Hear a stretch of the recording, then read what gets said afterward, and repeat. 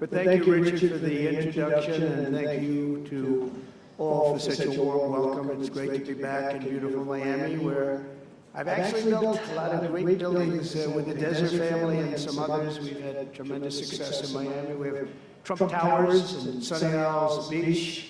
It's 4 beautiful buildings right on the ocean. The Trump Grande, put the little E in the end for a little, class it up a little bit. Trump Grande and the 700-acre Doral. It's a tremendous country club, and it's actually the most successful country club in the U.S., where I was just given approval to build 1,500 units, and I couldn't care less about building units. When you're president, who the hell wants to build units? I've been building units all my life. I don't want to build units, but they gave us permission to do it. But today is a tremendous honor.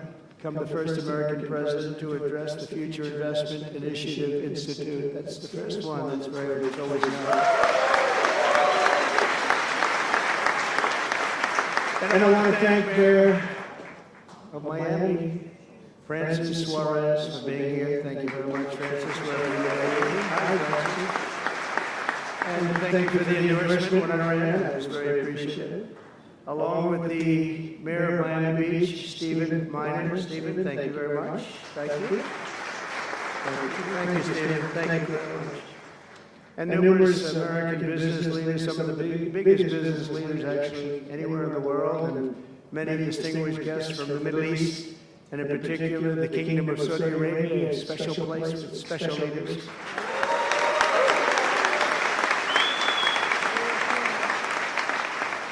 And including FII Institute Chairman and Governor of the Public Investment Fund, which is a seriously big fund.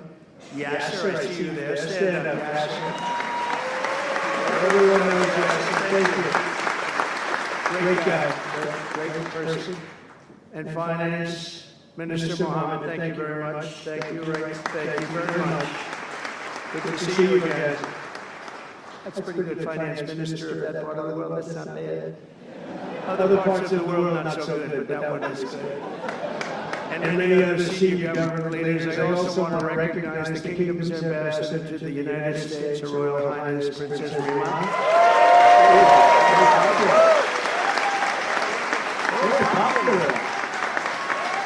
Wow, that's very nice.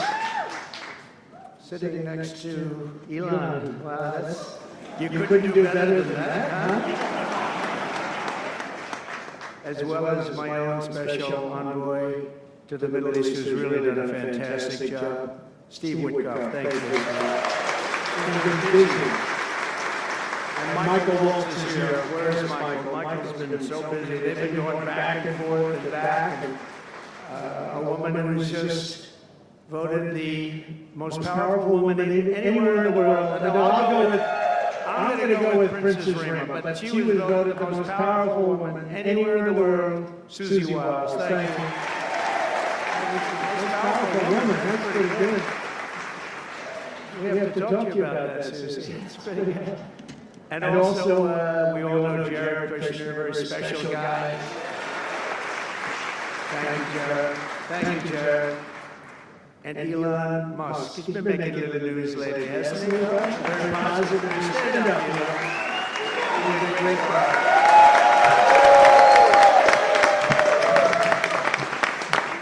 We did a little show last night. I heard he got very good ratings too, by the way. Hannity. Sean Hannity is fantastic, a fantastic man, a fantastic guy, and he did a show, and it was great being on the show with you last night. I come today with a simple message for business leaders from all across the nation and all around the world. If you want to build the future, push boundaries, unleash breakthroughs, transform industries, and make a fortune, because you want to make a fortune. Most of you have already made a fortune, I don't want to say it. There's no better place on earth than the current and future United States of America under a certain president named Donald J. Trump. I think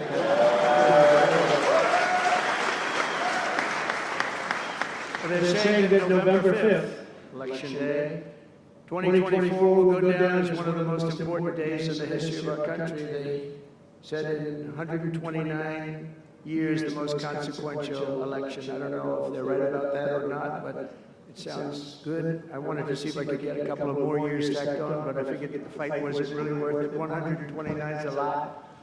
And as of January 20th, 2025, the dark days of high taxes, crushing regulations, rampant inflation, flagrant corruption, government weaponization, oh, I know about weaponization, and total incompetence will be gone forever. Will be gone forever. Because the United States is back and open for business, and the golden age of America has officially begun. You see it happening. Since my election, America's economic engines have come roaring back to life in just a very short period of time. Think of it, from November 5th, the progress that's been made has been amazing. The NASDAQ is up nearly 10% in just a few months, and that's a lot. The Dow Jones Industrial Average is up 2,200 points, and Bitcoin has set multiple all-time record highs because everyone knows that I'm committed to making America the crypto capital. We want to stay at the forefront of everything. One of them is crypto, and Miami seems to be the center of the action, come to think of it, and maybe it'll stay there. Business optimism skyrocketed 42 points. Think of that in a single month, the most in history by far. That's the biggest increase in history by not even close. The ISM index of manufacturing activity surged into positive territory for the first time in many years. Amazing. And it was just announced, this is an interesting one, I didn't realize it was that bad for so long, but it was just announced by one of the nation's most historically accurate and respected pollsters, Rasmussen, that the number of Americans who believe our country is on the right track now exceeds those who think it's heading in the wrong direction for the first time in 20 years. Can you believe that? 20 years. And this is really a seismic 27-point swing from just before the election. Nobody's ever seen anything like that one, yes, sir. I want to tell you. That's a big one. The best and most successful business leaders on earth are now racing to invest in the United States. Since November, DMAC has announced plans to invest $40 billion in the U.S., creating at least 10,000 jobs. SoftBank has announced investments of between $100 and $200 billion, creating at least 100,000 American jobs. Oracle and OpenAI and SoftBank are now collectively committing $500 billion to keep the United States on the cutting edge of artificial intelligence, and so many more. I mean, so many companies that want to come to the White House and have a little news conference all the time. I said, why don't you just announce it? But they want to come, and I'll do that. I don't mind doing that. I say anytime they want to go 10 billion or more, I'm there. 10 billion or more. But on his recent visit to the White House, the Prime Minister of Japan announced he anticipates Japanese investment in the United States of well over $1 trillion, and we're working on an Alaska pipeline already, which is the closest point to Asia. And as you know, the ANWR, which we've started, Ronald Reagan couldn't get it approved, nobody could get it approved for so many years, couldn't get it approved, I got it approved, actually I got it approved twice, I got it approved and Biden ended it. That was a shocker, but we just got it approved again, and we're going to be, it's probably the largest deposit maybe anywhere in the world, just by itself. It's, they say, of similar size to Saudi Arabia, so we hope that's correct, but all of this is only happening because of the world-changing results of the 2024 election. We won the House, we won the Senate, the White House, and the Electoral College, and the popular vote. In a landslide, we also won all 7 swing states, and all 50 states shifted in the Republican direction for the first time ever. So every state, every single state of the 50 states shifted Republican. It's never happened before. Either way, it's never happened. And 85% of counties voted for Trump. Think of that. So you have 2,600 counties versus 525. 2,600. Think of that. That's why when you look at the election map after it was all done, the certified map, the whole thing was red. 2,600 versus 500. It's a big difference. Nobody's seen anything like it, actually. So as a result of this very historic victory, investors from all over the planet once again have confidence in America's future and respect for America's leaders. And it's about time we get a little respect. The last administration was the worst and most incompetent in the history of our country, but we are moving quickly to fix every single disaster Joe Biden created and make America stronger and more prosperous than ever before.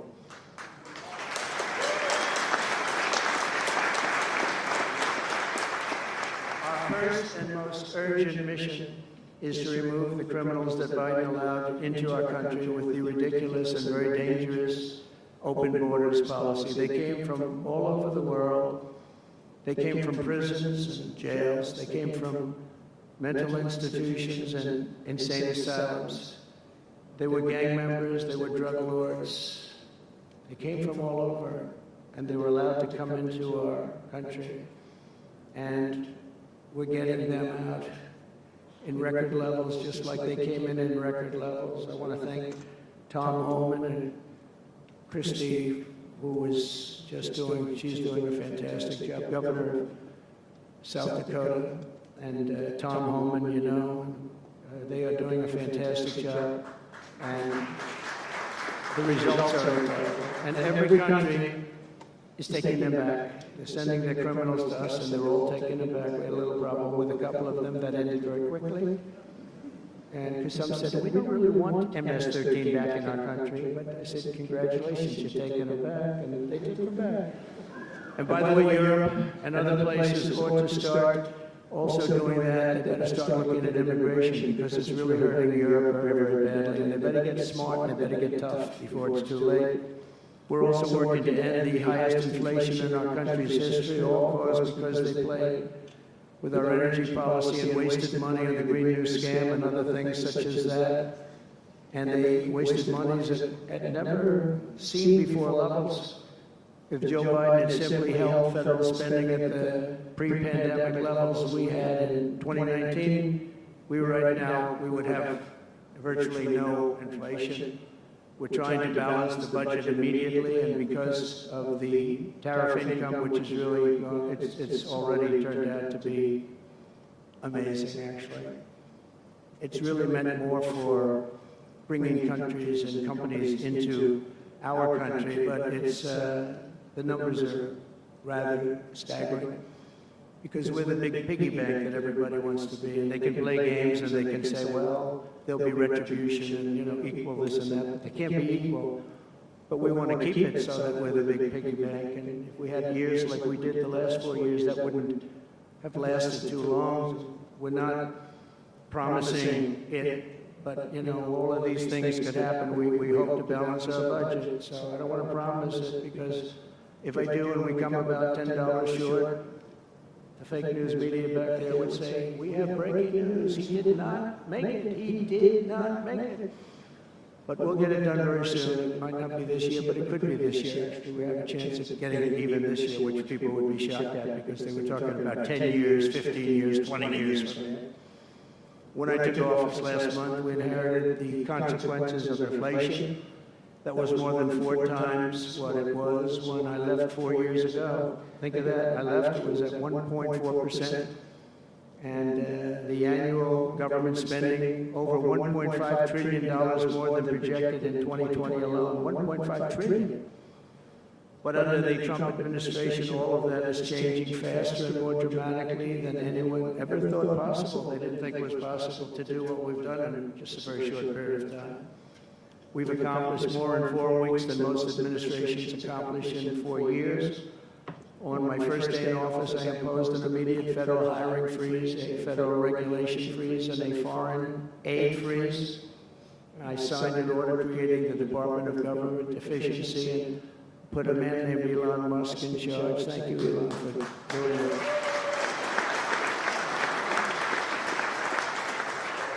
He's doing a great job. I wish you could have seen him last night. He's really, he's a very committed person. He's a very serious person. And he's a very high IQ people. I like high IQ people. Not all have to be, but, it'd be nice to have some people up there that he's a seriously high IQ individual. Now, he's got his faults also, I will tell you that. But not too many of them, which is now really waging war on government waste, fraud, and abuse. And they're curbing inflation and saving taxpayers billions and billions of dollars every single day. And there's even under consideration a new concept where we give 20% of the DOGE savings to American citizens and 20% goes to paying down debt, because the numbers are incredible, Elon. So many billions of dollars, billions, hundreds of billions, and we're thinking about giving 20% back to the American citizens and 20% down to pay back debt and pay down debt, which is, if you look at value, if it were a real estate balance sheet, the debt is tiny, but we still want to pay it down. It doesn't matter. We don't look at it as a piece of real estate. It's America. We're going to get it down through intelligence, hard work, and as Elon said, a word called caring. You have to care. By doing this, Americans will tell us where there is waste. They'll be reporting it themselves. They participate in the process of saving money. So many of the men and women in this room, as an example, they pay tremendous amounts of taxes. And here are just a few examples of where your money was going before I came along. These are just some of the, just taken at random. Oh, there are much worse examples than this. I was just looking at them before the speech, and I can tell you they were much worse. And there are some that are horrible, but I don't want to really say them because they're very, very embarrassing to people. Very, very embarrassing. And they're really something, but you'll be seeing it and you will be reading about it. But just some taken at random, $2 million for sex change operations in Guatemala, $20 million for Sesame Street performances in Iraq. $20 million, that's a lot of money. I know what it costs to do those things. You get a cast over for $50,000, give them a couple of bucks tip, that's it, not $20 million. $20 million, that's Gone with the Wind on steroids. $101 million for 29 diversity, equity, and inclusion contracts at the Department of Education. Wow. And we've also canceled all of these, saved all of this money. And again, this is just a small sample. This could go on, I could read them all day. $520 million for a consultant. I want to know who is that consultant? To do ESG, that's environmental, social, and governance investments in Africa. $25 million to promote biodiversity conservation and illicit livelihoods by developing socially responsible behavior in Colombia. $40 million to improve the social and economic inclusion of sedentary migrants. Nobody knows what that even means. None of this stuff. Everyone's trying to figure out what the hell does it all mean? $42 million for social and behavior changes in Uganda. 40 million is a lot of newspaper ads in Uganda. $70 million for research of evidence-based solutions for development challenges. $10 million for Mozambique medical male circumcision.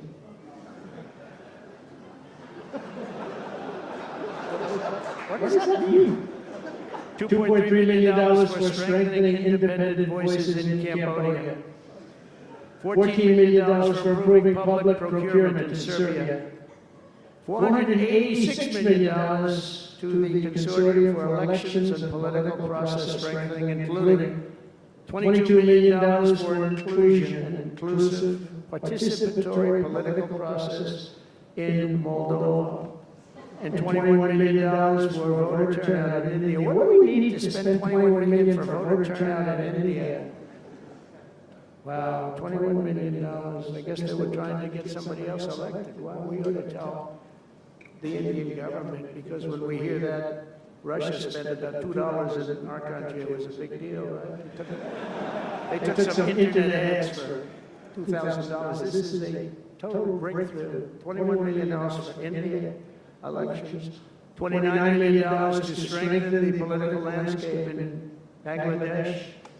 $20 million for fiscal federalism and $19 million in addition to the $21 million for biodiversity conversion in Nepal.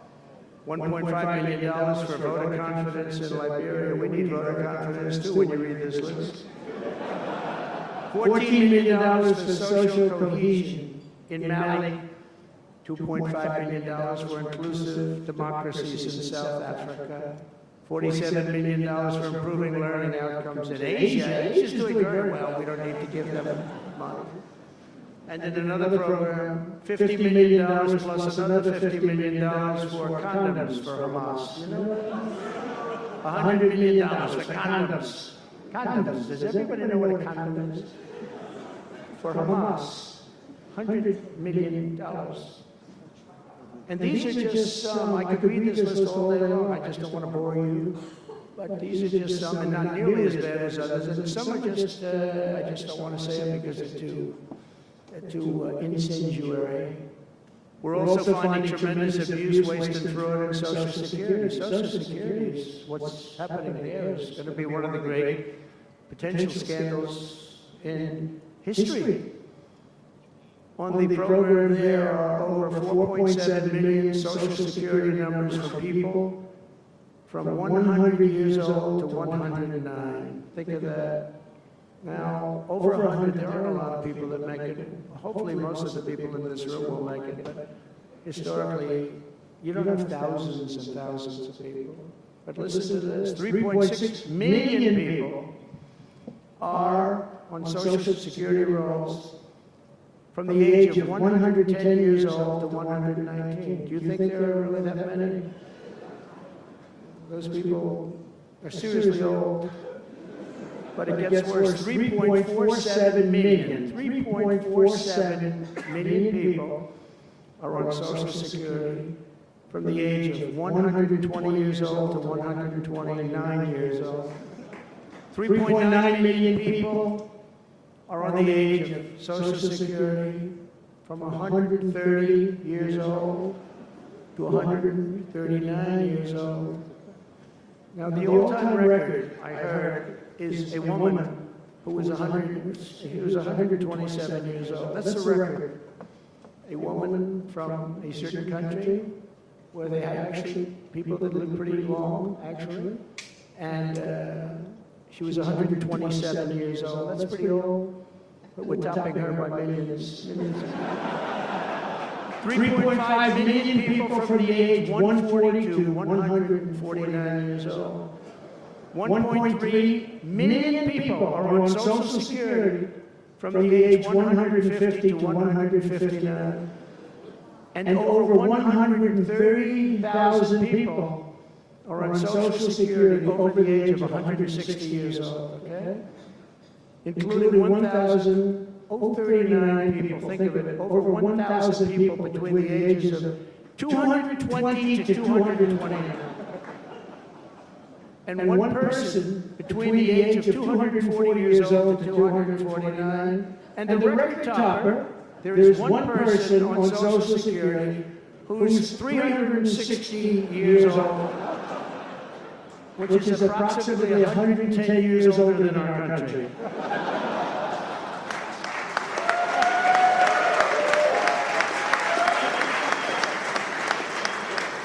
So what we're trying to find out, and what we will find out, is are people being paid from all of these, you know, somebody pocketing 10,000 here, 10,000 there, what's going on? So we'll find that out pretty easily because we have a lot of computer geniuses. I said to Elon, who are these people that are doing this, the Doge people? I said, who are they? Where do they come from? He said, well, number one, they love our country. Number two, they're really genius at computers.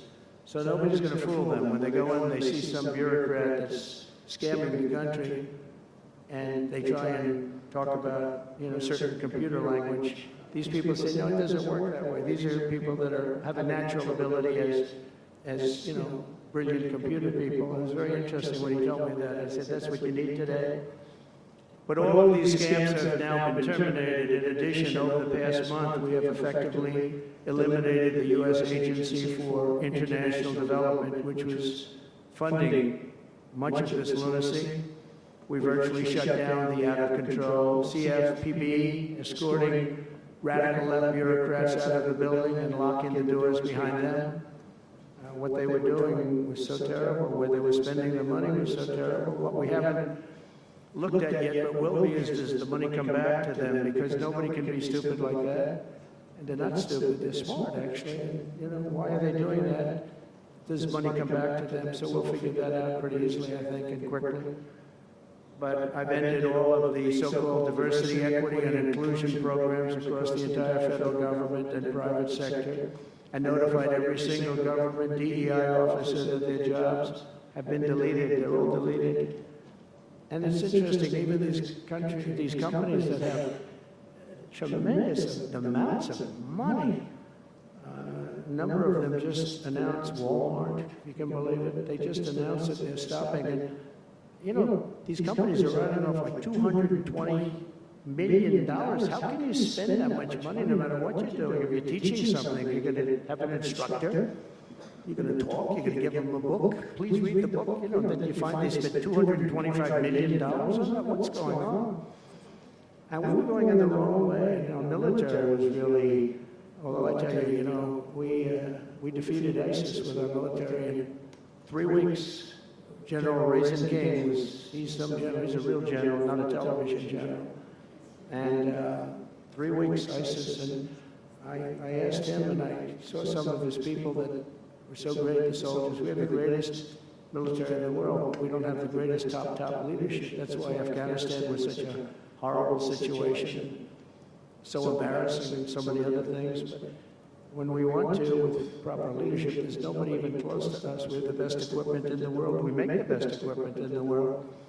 But we have the best military. We never fight to win. We fight to just keep it going forever. And when we fight to win, there's nobody that can even come close to us.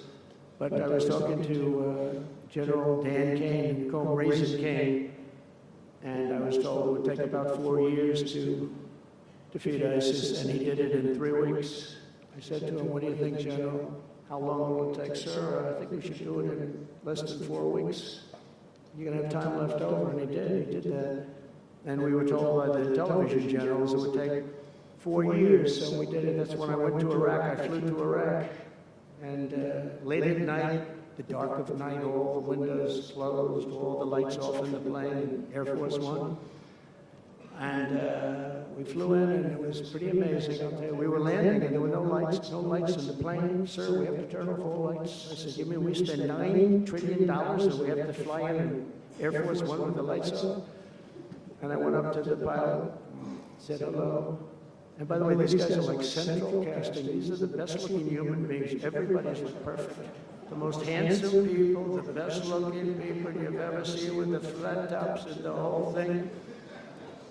And I was a little concerned because the lights are off, and everything's off, and even the lights where he was were down, very dim, very dim, with all of the lights on the fancy dashboards of the plane of Air Force One.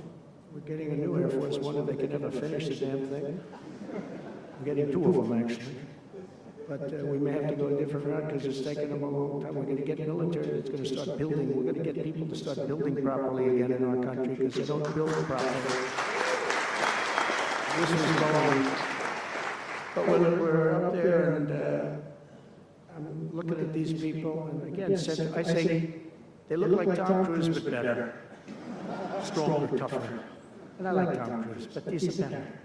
And they said, are we okay, Captain? Yes, sir, we're fine. But I'm looking out, I don't see any lights, and we're landing. And I'm used to that. I like to sit with the pilots a lot and respect the pilots greatly. And we're up there, and we have the computer. I call it the computer voice, where it goes 1,900, 800. It's feet. Your feet above ground, so that means you're very low. And I'm looking down, and my eyes are pretty good. I don't see any lights. And the computer goes out. It sounds like an intelligent individual. It goes 1,000. We're 1,000 feet up. It's a 10-story building. There's a big plane. And then it goes 900, 800, 700. I said, Captain, we don't see any lights. Is everything? Yes, sir. Everything's fine, sir. We'll be landing in 3 minutes. And then it goes like 600, 500. Captain, we okay? And then it goes 400, 300, 200, and I'm saying, man, there's nothing out there. And then he goes, boom, perfect landing right on this thing. There are no lights on the runway. There's no, I don't know how the hell they do it, but I'm sure as hell glad we had somebody that knows how to fly. But they didn't want to have any lights because they didn't want the enemy after spending years and trillions of dollars. We have to land with Air Force One with no lights on the runway. But they were incredible people. And then I got out of the plane and actually asked my people, I said, excuse me, I was very brave sitting in that cockpit. Am I allowed to give myself the Congressional Medal of Honor? And they said, I don't think so, sir. I said, well, I thought I was extremely brave. But now here's the problem with saying a story like that when you're a kid. The press will say, President Donald Trump wanted to give himself the Congressional Medal of Honor. Headlines all over the fake news. We go with the fake news, but we're all wise to them.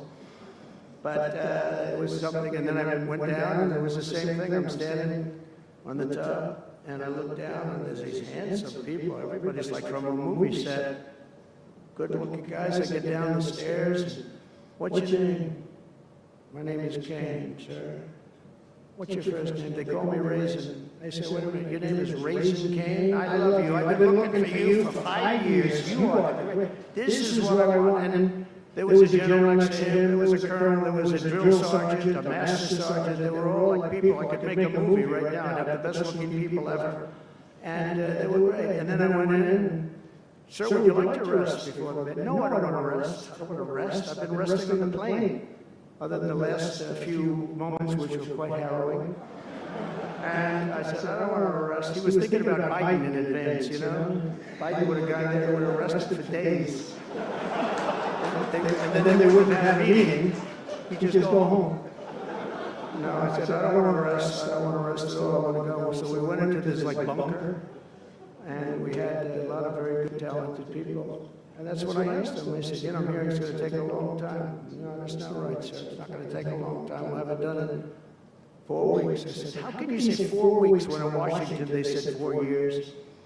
They said, 4 weeks, sir. We'll hit them left, we'll hit them right, we'll hit them up the center, we'll hit them underground and overground, we'll knock the hell out of them, sir. And I said, why is it that they said so long? He said, because they wouldn't let us fight. And we're very far away. They want us to fight from this airport. We're very, very far away, sir, and they want us to fight here. We have many substations out, sub-airports, they call them, remote airports, where they build them in the sand, and we have many of them, and I'd use them all, sir. And I would hit them so hard from so many different directions. I said, well, what do you think? He said, you just let me know. And I called him back, and I said, go ahead and do it. Are you sure you can do this, General? I said, yes, sir. And he did it actually in 3 weeks. It was over 100% of people that are really hurting the Middle East, hurting the world. And it was done. And I'm telling you, we have the greatest military in the world. But you have to use the right people. But there's nothing like what they were able to do in that case and in other cases wherever I gave them something.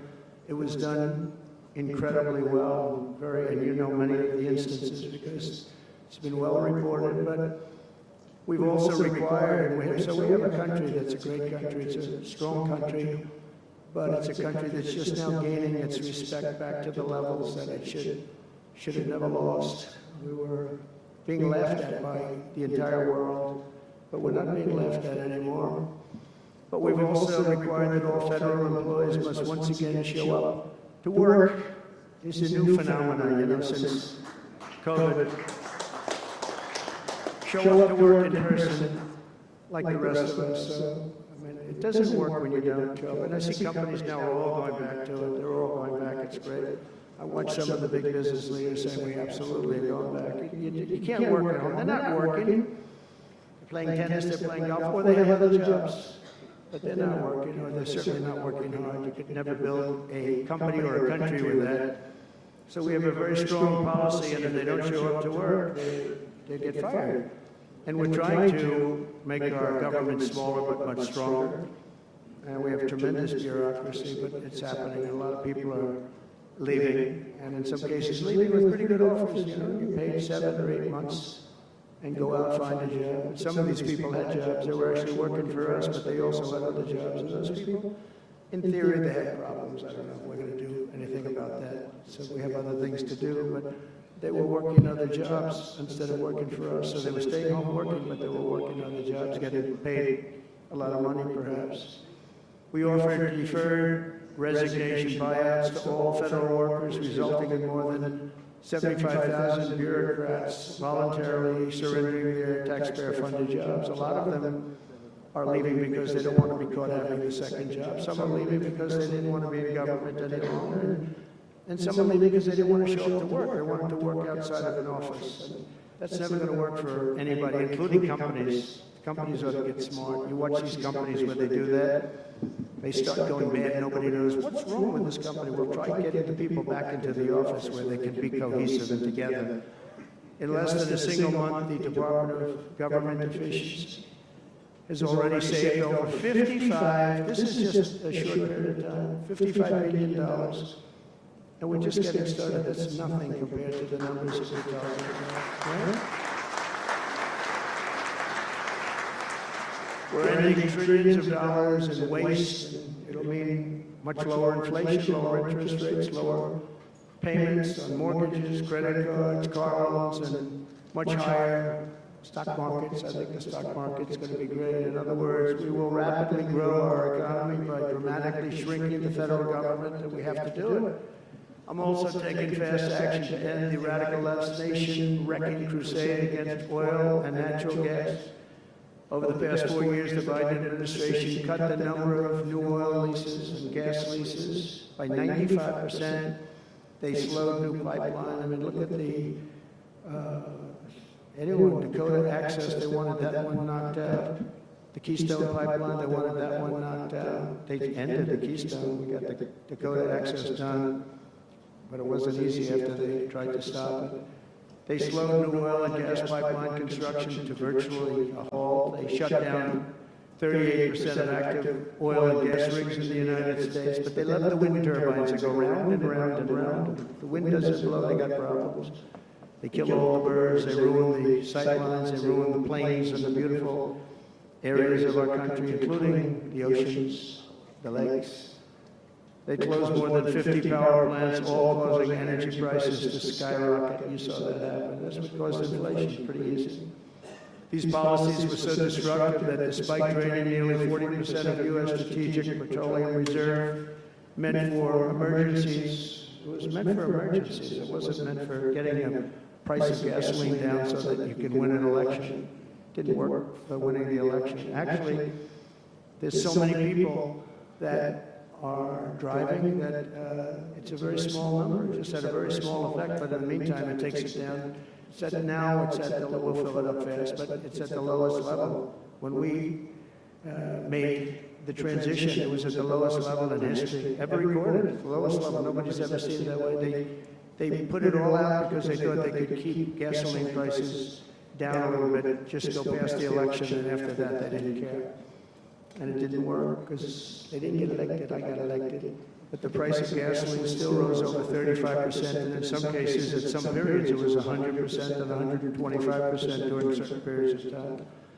Under the Trump administration, we have implemented a very different plant. You probably heard of it. It's called Drill, Baby, Drill. And we're doing it. The world runs on low-cost energy, and energy-producing nations like us have nothing to apologize for. We have more energy than any other nation in the world, and we're going to use it.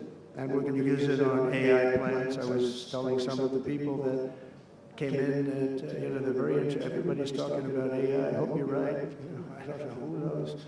But Ilana, they're right. They're right in going all AI. They are all in for AI. The problem is, to do it, just in our country, you need twice the electricity just to open up and be the top of AI. You need twice the electricity that we have right now in the entire country. You take all the electricity, you need more than twice. You need twice, you need double what we have right now just to fuel this new industry that's growing. I was amazed when I heard that number. They all said, how can we do this? Because, in China and various other places, you can probably get it with the shake of a hand. But in our country, you can't. But now you can, because we've declaring a national emergency in order to get fast approvals. And we're going to have, if you build a plant, you're able to build an electric generating facility right next to your plant. So you'll be making your own. You won't have to count on utilities. You won't have to count on an old grid that could fail, could get hit by something, bad things or good things. But you're not going to have to. You're not going to have to worry about grids. You're not going to have to. You'll build your plant, and you'll build your essentially you become a utility in a way. You build your own electricity. If you want to build extra and put it out and get paid for that, you're going to be able to do that. You can put it back into the grid, but you're going to be able to build with your plant a generating facility, and we're going to get you Lee Zell, head of the environmental group, various groups, and we've got them unified now, but we're going to get you very fast approvals. They'll be approved so fast, your head will spin, and we're going to get that whole industry started. We're going to be the head of it. We're leading right now. We have the greatest brain power. We're leading right now, and I expect that we're going to be leading by a lot, but we're going to get you the energy very, very quickly. That would be the one thing that everybody was concerned. How do we have that much electricity when Los Angeles has blackouts and brownouts right now? There's a lack of electricity, but we're going to get it at levels never seen before. I ended the ridiculous Green New scam, halting tens of billions of dollars of wasteful deficit spending, and I withdrew the United States from the unfair one-sided Paris Climate Accord, and I ended Joe Biden's insane electric vehicle mandate, because it was just insane. I repealed the last, and by the way, if you want to buy an electric car, it's great. If you want to buy a gasoline-driven car or a hybrid, it's great. Whatever the thing happens to be, I heard hydrogen's hot. The problem is when it's not, you're in deep trouble, because when that sucker blows up, they don't find the body. So that's one that I said, you know what, let's take a pass on that one. They said it's good, but when it's bad, it's really bad. You find the bodies on trees, on the side of a tree. I said, I think we'll pass on that one. Right? We're not going to want that one. But you never know, maybe someday it'll be good, but it doesn't sound like it's off to a good start. I repealed the last administration's very destructive natural gas export ban, and last week we approved our first new liquefied natural gas export license, and we have literally hundreds of people that want to export. I recently met with the Japanese Prime Minister, Shiba, to discuss large increases in American oil and gas exports. They wanted so badly. They said we went to the Biden administration, they wouldn't sell it. They wouldn't sell it. Nobody knows why. Biden didn't know why either. They asked him, I don't know. He wanted, they did, oh, I didn't know that. But we're going to sell it. And the new project in Alaska is going to feed all of Asia. We're going to take care of all of Asia. We have so much oil and gas, like very few people, like very few countries have, like really actually no country has. I also met with Prime Minister Modi of India, who wants to greatly expand India's purchase of American energy, and my administration has also launched the most aggressive deregulation program of any nation in history. Under my executive order, for every one new regulation added, 10 old regulations have to be eliminated. And you know, in our first term, which was actually an incredible success. We had the greatest economy in history until COVID, and even after that, we did great. The stock market was higher. If you think of it, it was higher after the fact.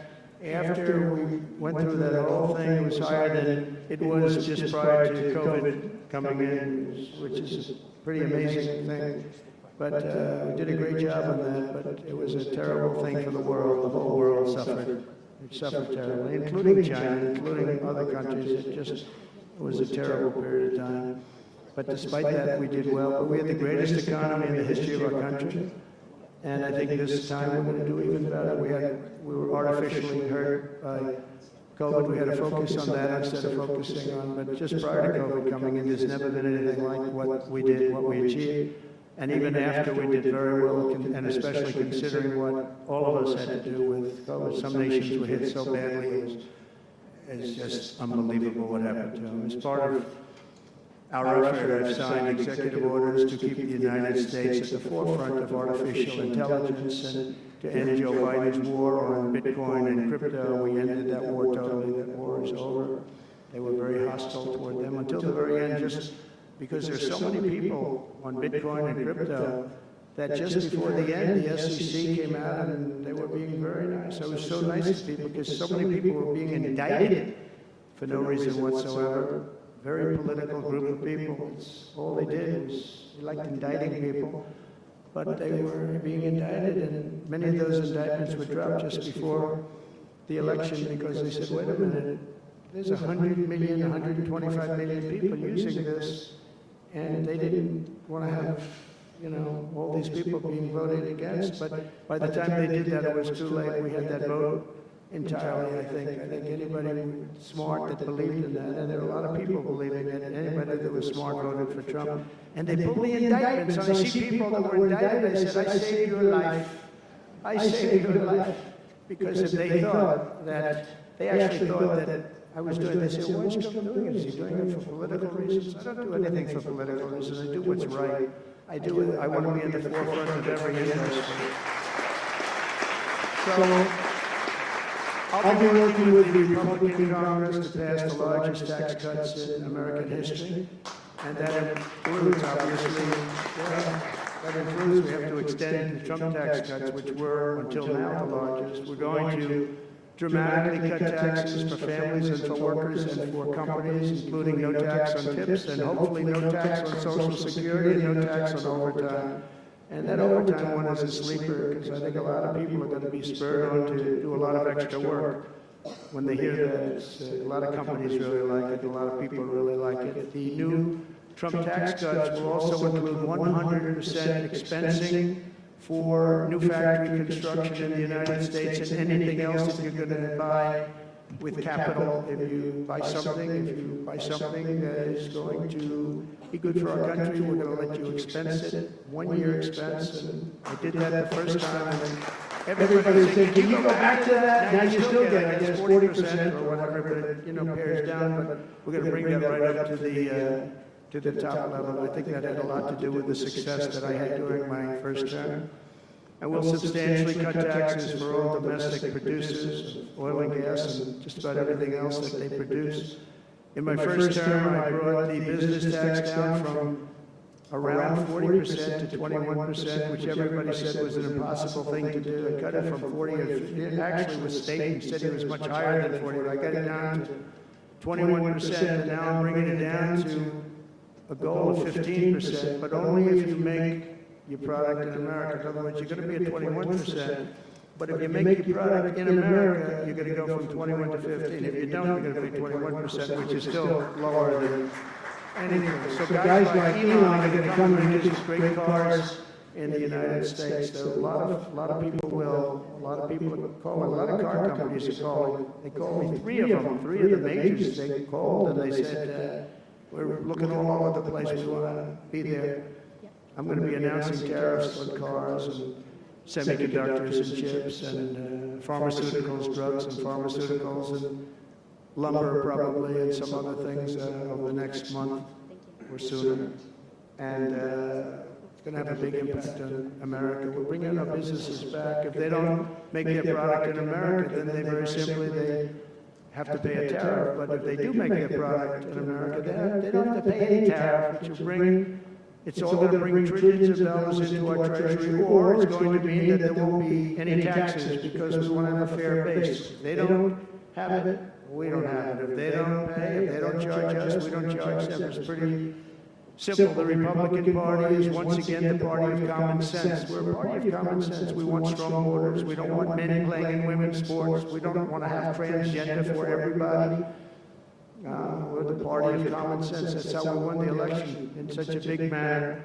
We'll no longer allow other countries to ransack and plunder our nation. That's why I have announced that we will soon begin imposing reciprocal tariffs on any country that engages in unfair and unequal trading practices. If they tariff us, as I said, we will tariff them at the exact same rate. So if a certain country, because some of these countries, even countries that I've already mentioned, are extremely aggressive with tariffs. Nobody knows that. European Union, they have a VAT tax that's devastating. It's very tough for people on the outside. Hard to sell cars, really impossible to sell them because they also have non-monetary tariffs that are very, very tough. But if you take a look at that, it's a very unfair situation. And the VAT tax is similar to the tariff. Around the world, I'm moving quickly to end wars, settle conflicts, and restore the planet to peace. I want peace, and I don't want to see everybody being killed. And you take a look at the death in the Middle East and the death that's taking place between Russia and Ukraine. It's been going on, and we're going to end it. There's no profit for anyone in having World War III, and you're not so far away from it. I'll tell you right now, you're not so far away. If we would have had this administration for another year, you would have been in World War III, and now it's not going to happen. In the Middle East, I've restored my policy of maximum pressure on Iran, designed to bring peace. And we designated the Houthis a terrorist organization, destroying shipping lanes all over the place, making it very hard for people to get their product delivered, making it very difficult. We'll take care of that situation. And we've secured a ceasefire in Gaza. We're bringing in the hostages, and we're bringing them home to their families. Some of them are in pretty bad shape, I have to tell you.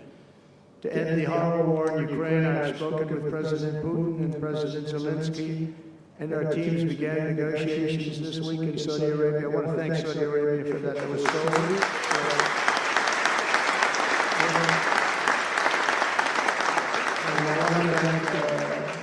in particular, we have so many of the people, Yasser, Mohammed, all people, but in particular, we have to thank Crown Prince Mohammed bin Salman for hosting the historic talk. And talks that went very, very well. Steve was there, Steve Woodcock was there, and Michael was there, Michael Waltz, and others, and they really went well. It's a big step. We've got to get that war over with. You have to see the people that are dying. I look at the pictures, the satellite pictures of the field, some level field, and it looks like a modern-day version of Gettysburg. And you know what that means. It is just carnage. It's horrible. And, it's not American soldiers. It's not even soldiers from the Middle East in the case of Ukraine, Russia, but it's people, it's young people from Russia and Ukraine mostly that are just being decimated. It's flat fields. And a bullet goes, and a bullet only stops when it hits somebody. And the level of people being killed in that battle, soldiers, young soldiers, in some cases old soldiers, because they're running out of people. They're running out of soldiers, in one case. But think of it, a modestly successful comedian, President Zelensky, talked the United States of America into spending $350 billion to go into a war that basically couldn't be won, that never had to start and never would have started if I was president, not even a chance. And it didn't start for 4 years, never would have started. But a war that he, without the U.S. and Trump, will never be able to settle. They'll never settle that war without our involvement. That's why they did such a great job this weekend. That's why Saudi Arabia did such a great job this weekend in hosting. The United States has spent $200 billion more than Europe, and Europe's money is guaranteed. They get their money back. It's a form of loan. Nobody knows that. I know that. I said, why isn't somebody saying, we do it the same way? And we spend much more money we have to equalize, but while the United States gets nothing back, so they get their money back, it's a loan. We just give our money. And we had a deal based on rare earth and things, but they broke that deal. But they broke it 2 days ago. We had a deal because they said, we're spending $350 billion, and Europe gets their money back in the form of a loan, and we don't. We're just giving the money hand over fist. That's the Biden administration for you. But they're no longer dealing with the same United States as they were dealing with a few months ago. Why didn't crooked Joe Biden demand equalization? And that this war is far more important to Europe than it is to us, and that is a very big, beautiful ocean and a separation. This is, we're helping Europe, we're trying to help Europe.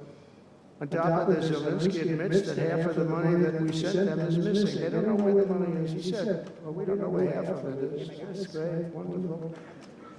He refuses to have elections, slow, and the real Ukrainian polls, how can you be high with every city is being demolished?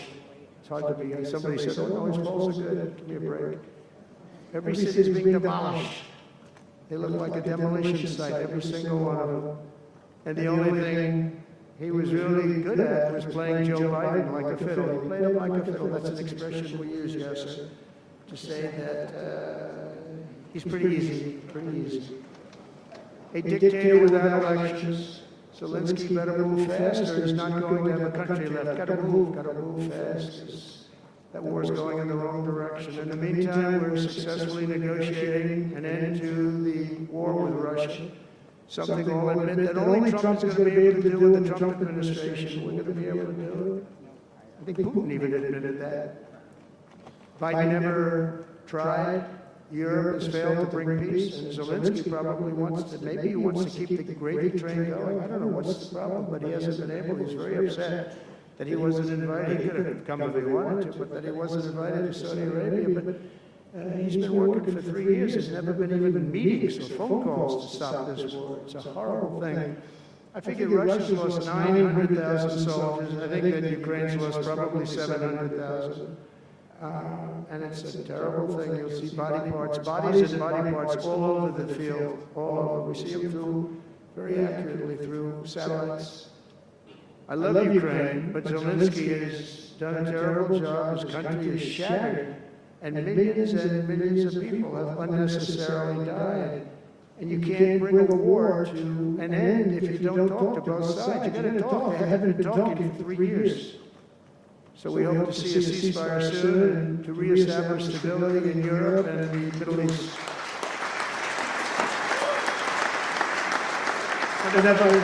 Thank you very much. As I've said before, it's my hope that my greatest legacy will be as a peacemaker and a unifier. That will be a great legacy. So in conclusion, the golden age of America is upon us, and I'm inviting everyone here today and every citizen across our land to take part in the most extraordinary period of peace, prosperity, growth, innovation, wealth creation, and expansion the world has ever seen. We're on our way. I mean, everyone's talking about us. 3 weeks, we're in there for a couple of days more than 3 weeks, and everyone's talking about it. You have to see the crowds of people outside. It's pretty amazing what's happening. We're on the verge of soaring markets, surging incomes, booming production, groundbreaking technologies, thrilling discoveries, and a quantum leap in the quality of life. Absolutely a quantum leap. One day very soon our country will have the greatest economy in the history of the world, because we once again have a president who puts America first, and we put America first, and your country should put your country first. But in the end, we want America first, and when it's all beautiful, which is going to be pretty soon, we want to help other countries, and you want to help other countries. But, I tell your leaders, and some of the leaders are in this room right now, you've got to put your country first, whether it's Saudi Arabia, whether it's somewhere else, you've got to put your country first. But we're going to have plenty left over to help others also. As long as you invest in America, build in America, and hire in America, that means that I'm fighting for you. I'm fighting very hard for you. Together we're going to make the United States of America bigger, better, bolder, richer, and greater than ever before. It's going to be stronger than ever before. We're going to be a peacemaker, a peacekeeper. We're going to stop people from these stupid, never-ending wars. We're not going to partake in them ourselves, but we'll be stronger and more powerful than anybody by far. And if it ever came to war, there is nobody that will be able to come close to us, but we don't think that's going to ever happen. So I want to thank you all very much. It's a great honor to be here, and I think somebody said they're going to ask questions, and I didn't say, gee, what other questions like Biden does. I say, just ask, it doesn't matter. You ask a question and I give an answer. So I think, Richard, you're going to come up and you're going to give me some questions. Thank you. Thank you. Thank you very much, Mr. President. We round of applause for President of the United States of America. Thank you.